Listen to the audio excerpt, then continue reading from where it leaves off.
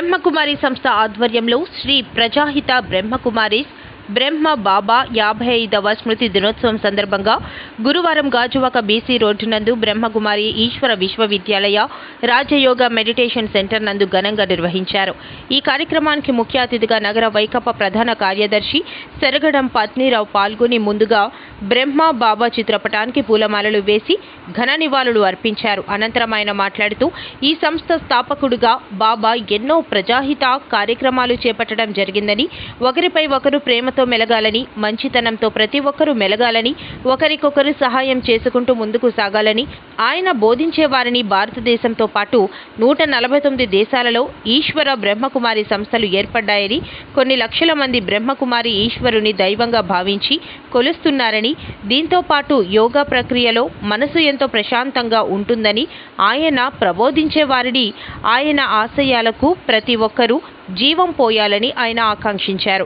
ఈ కార్యక్రమంలో గాజువాక బ్రహ్మకుమారి సంస్థ ఇన్ఛార్జ్ మణి అక్కయ్య, శ్రీమాన్ శ్రీ సనాతన హర్ష వేద ధర్మ ప్రచారకులు పొలిమేర అన్నమయ్య, ప్రముఖ న్యాయవాది అండిబోయిన లక్ష్మి, బీజేపీ గాజువాక నియోజకవర్గ incharge Karanamreddy Narasingarao, L Ramana, Y Raja, K Srinu, K Mani, Madaka Srinu తదితరులు పాల్గొన్నారు.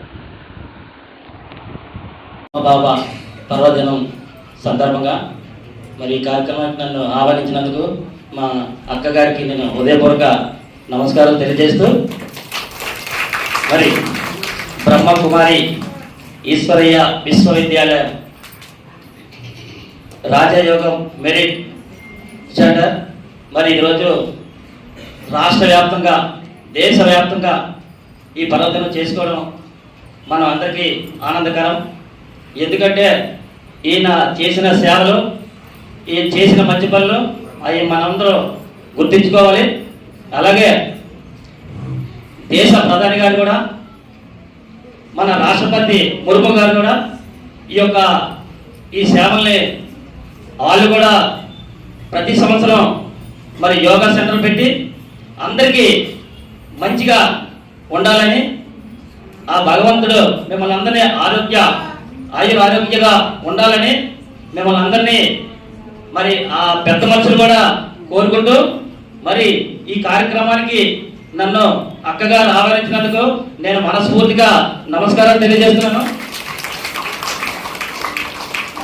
రాష్ట్ర వ్యాప్తంగా 140 దేశాలు ఈరోజు చేసుకున్న పర్వదినం.